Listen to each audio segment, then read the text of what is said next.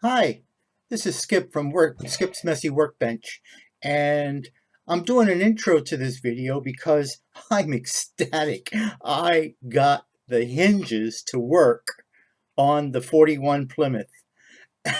I think I'm just so happy with that. I'm speechless. Anyway, hey, I'm glad you joined us, and just hang in there and follow me to the shop, and I'll show you the hinges in action. And I also want to show you some paint that I've been experimenting with and trying to pick colors. So, hey, see you a little bit. Follow me to the shop. See ya.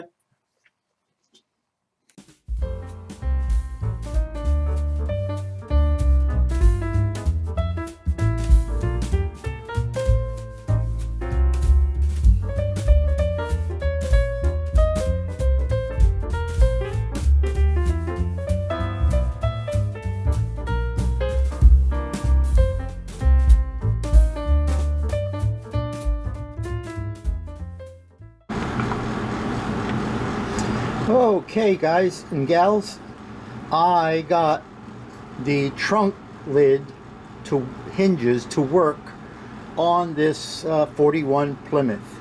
As you can see, it's closed right now. We can open it. It stays open.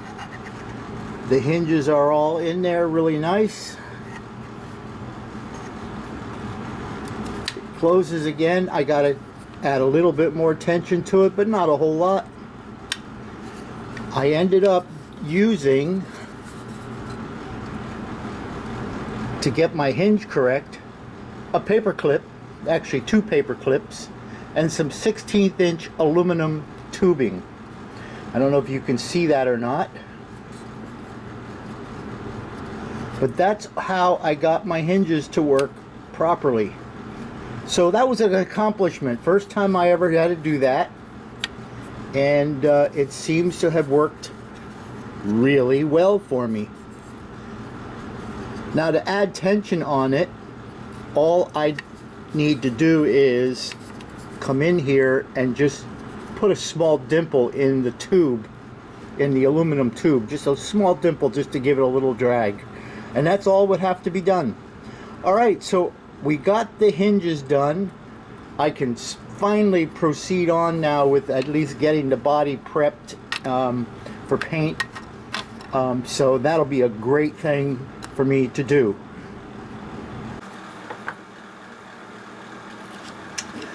So anyway, if you want to know what I did or how I did it, I won't actually do the whole thing because there's so many videos out there on how to do these hinges.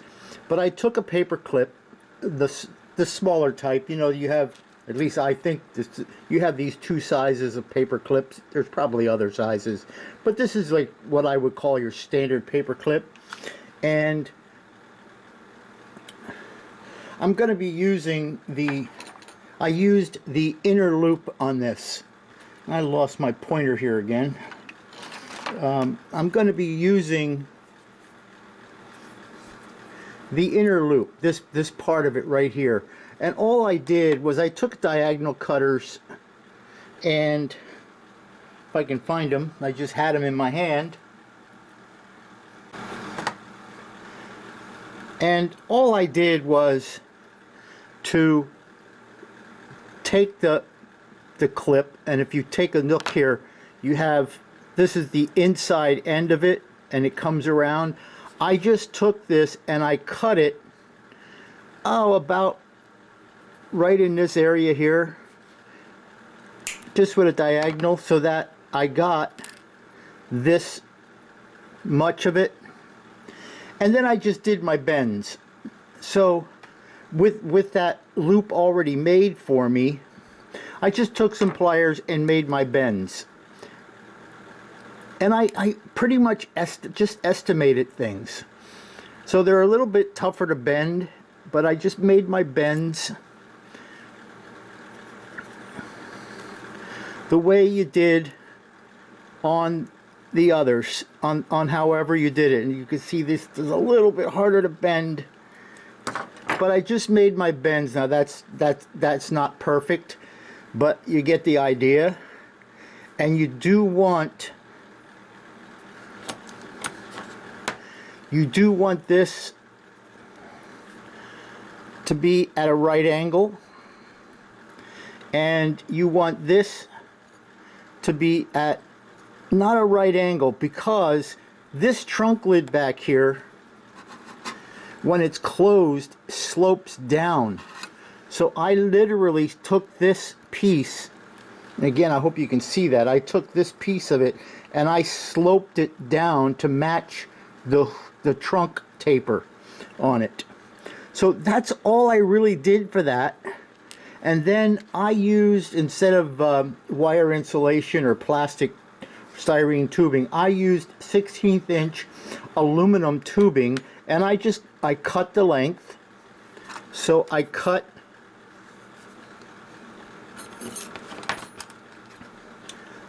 this length. Oops, I'm off camera. I cut this length, and I think I made that around 10 millimeters. And then I cut one piece to go across the whole back. Now the wire only goes in part way on both sides. It doesn't go all the way through, because I made two hinges, one for each side. But I used that, and what you'll have to do is most likely do a little sanding on the clip, because even though it fits in this tubing, you can see without cleaning it, it doesn't really go in. So all I did was I just took a file. I'm living up to the name of my channel here, Messy Bench, and I just took the end of this and took the burrs off of it, kind of put a small little taper on it until I got it to go in.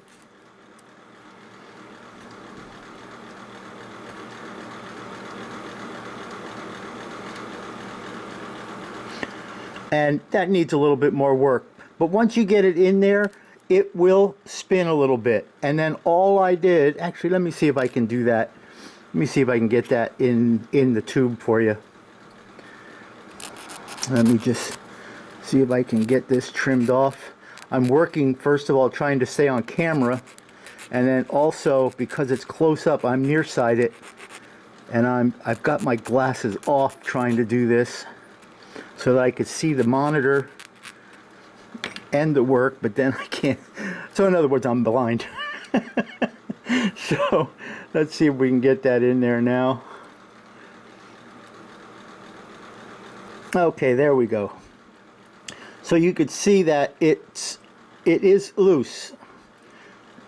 To add a little tension to it, then all I did was I took my diagonals and I just came in here and just put a little bit of a crimp on it. And now it still rotates, but it's got some friction to it. And that's all I did to create those hinges. And then instead of using a CA glue or a Loctite, I used some canopy glue.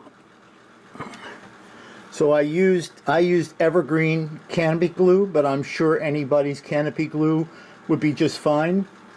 And I tested this because I wanted to use this, and in case I needed to get it off, I wanted to make sure it came off easily, and it does. You take this stuff and just put some hot water over it for a little bit, and you can peel it right off. So that's what I used in here to hold the hinges in place, and I'm extremely happy with it, the way it works. So that was an accomplishment. That was, like I said, the first time I ever did hinges, and I'm happy with it.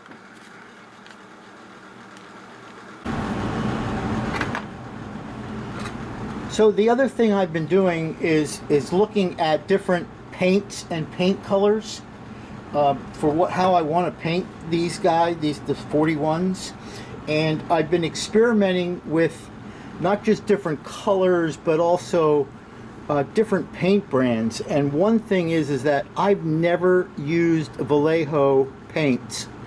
I don't I've always been a little afraid of them. I don't know why. I'm not a very good painter to begin with, but I watched a whole bunch of videos about painting, and particularly spray airbrushing Vallejo, and I've got the links of some of those videos. I'll put in the description in case you're interested.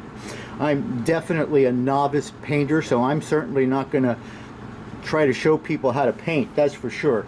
But anyway, I found out that with the Vallejo paints, it's not really about the paint itself, it's more about the airbrush.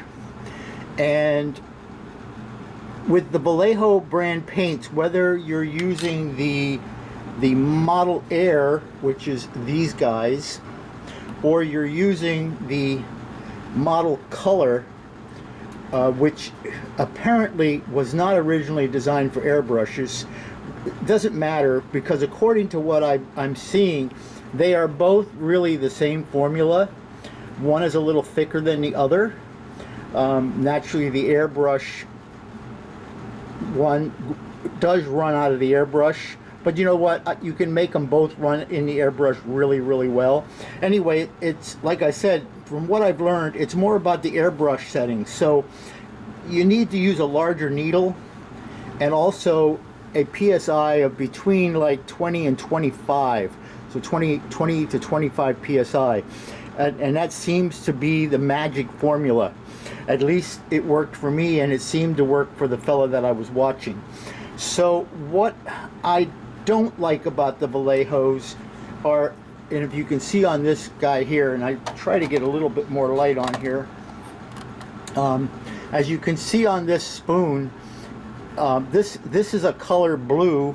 This happens to be the Vallejo Dark Mediterranean Blue. That's this guy right here. They're dull. They're like a matte finish to them, and that's definitely not what I want for the body, because I'm looking at doing the body of the 41 Plymouth in their blue. I forget what the factory blue was called in there, but this actually is pretty close to it, but it's dull. It's matte finished, and I'm finding that a lot of the Vallejo paints now that I've tried are all like a dull matte type finish. The finish is very nice on it, and it went on very, very nice. It doesn't run. It just goes very, very nice. So this, I'm going to try to put some clear on this, some glossy clear, and see whether I can bring some luster out on this yet. However, this is close to one of the colors I'm looking to do the Plymouth in. So that was that one. Now with the airflow, with the Model Air paints, you don't really need to thin it.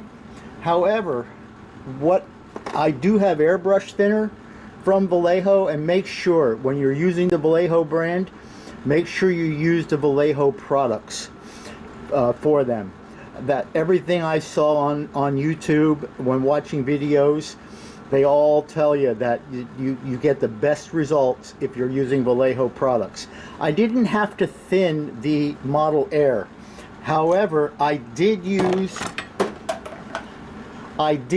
the flow improver.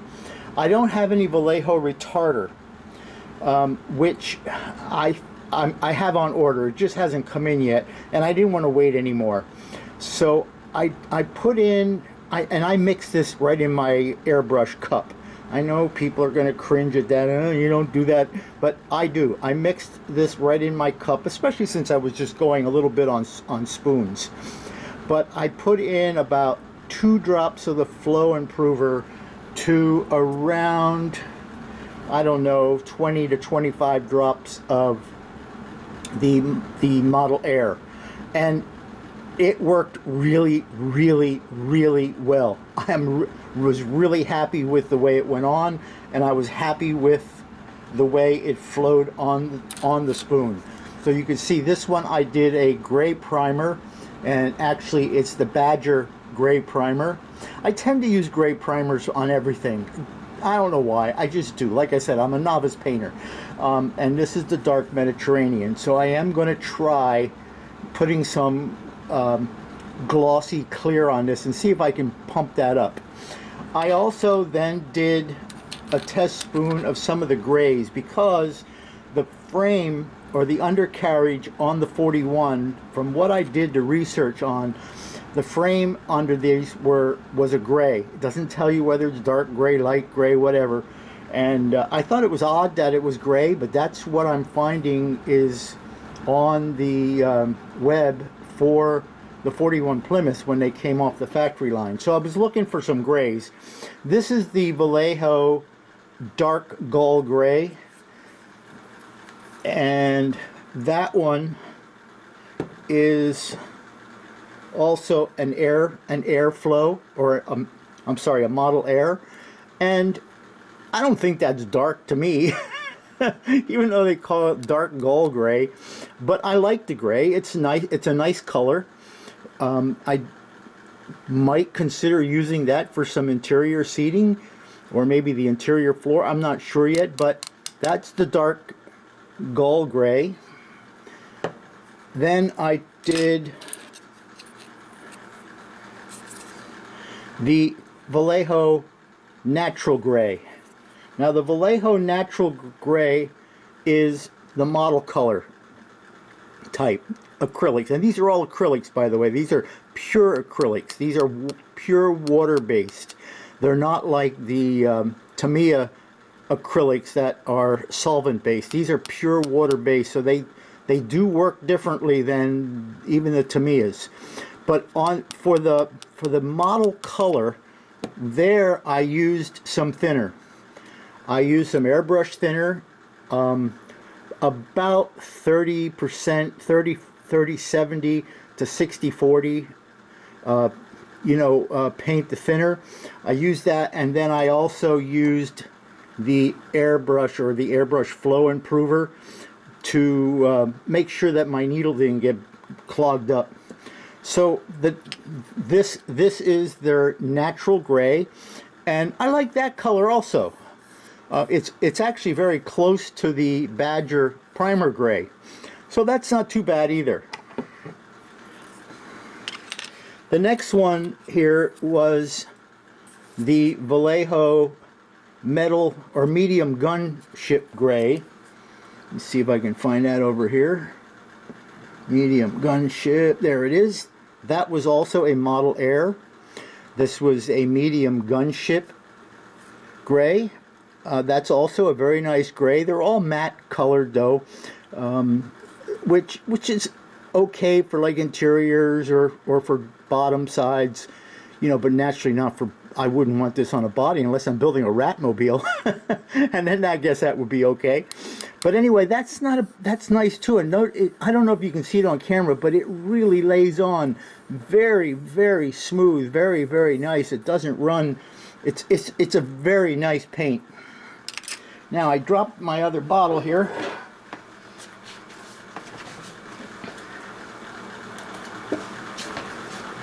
Okay. Because I also tried some Mission model paints. Now the Missions have somewhat of a gloss to them. You could probably see the roughness on here. What happened with this was that I did not clean the spoon between priming, and I had some crap on it. So, but again, I was looking more for airbrushing and how it lays down. This is Mission RC Gray, and that's this guy right here. This also works really, really well. However, I did use Mission thinner with it, just a little bit, not a whole lot, and I also used the Mission Flow Enhancer, the flow improver, so that came out this way. And then I also did a Mission RC Black, and I like the way that came out too, because I don't like real glossy, but yet I want gloss. I just don't like that like overpowering gloss. So I used the Mission, and this is RC Black. Again, this was over a gray primer, and that came out really nice. And then the last Vallejo I did was a Model Air gloss black, and this is the gloss black from Vallejo. And again, I'm really happy with it. Again, my spoon was a little dirty. In fact, there was some dirt on it just from setting overnight, because I just left them set on my bench.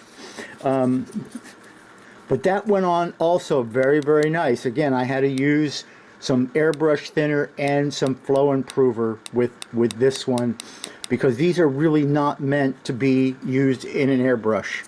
But I like that also, and I may end up using this particular black on the fenders and on the fenders for the 41 pickup. So that's where I am on that. I'm researching paints. The other thing I did was on the 41 engine, I did make a mistake in the fact that what I thought was the oil filter was actually where the distributor is supposed to be. And so I looked, because I found images of the 41 flathead for the Plymouth, and I saw the distributor on several of them on this side, and that's why I thought that this was the distributor. And I do know it was that because they came up over the manifolds, but also I saw some on this side. And then I was speaking to some of my subscribers, and you know, and I appreciate you guys a lot. I really do. While I'm thinking of it, thank you very, very much, all the guys that gave me suggestions. I really appreciate it. I love the feedback. You know, we all learn. So anyway, I made my own distributor, because again, the distributor that came with this was just horribly, horribly small. And I'm starting to wire it. I already have the boots up on the top, but on this, they have like a small like wire holding plate that I'm fabricating now to put on there, and then I'll finish wiring this and get some paint on the frame, because I really want to get these done. and it's been taking a long time, and I am a slow model builder, but I do want to get these done so I can move on to another project. But anyway, so that's where I'm at. That's where I'm headed. I've got a couple of other paints to try to match up the blues, and I want to get a glossy light gray from somebody yet. I just made a purchase of some Tamiya blues to try out, and anyway, so we're going to be doing that. But my biggest hurdle was, man, am I glad I got that trunk lid finally working, because that really, really bothered me, not being able to get that trunk lid to work properly. So, because I just thought, you know, this can't be that difficult. So anyway, I got it working, and hey, I want to thank all my subscribers. Thank you very, very, very much. I really appreciate it. I mean, I like making these videos, and I like model building, but having feedback from you folks out there, you know, it's like having this big community, and I, again, really, really appreciate it. I appreciate all you folks. These are all really nice people, and hopefully one day I get to meet some of you in person if I show up at one of the shows. We don't have a whole lot going on with model building here in Pennsylvania, at least not that I'm aware of. But I'm not that far from New England. I can make Boston in about 6 hours by car, you know, 45 minutes by plane. And I could probably do Georgia in, I don't know, 10, 12 hours, something like that. Anyway, I'm rambling on again. So again, I want to thank you all. Thanks to all my subscribers, and I will see you in the next video. Take care, everybody. Bye-bye. I want to thank you all for watching, and if you like what you saw, give it a thumbs up. If you don't like it, you can give it a thumbs down, but you know, I would prefer a thumbs up. And do me a favor, if you really liked it, smack that subscribe button. And if you want to be notified when I release new videos, give that bell a ring and set it to all. I don't release a lot of videos, so I won't be bugging you that much. Anyway, thanks again, and I'll see you in the next video.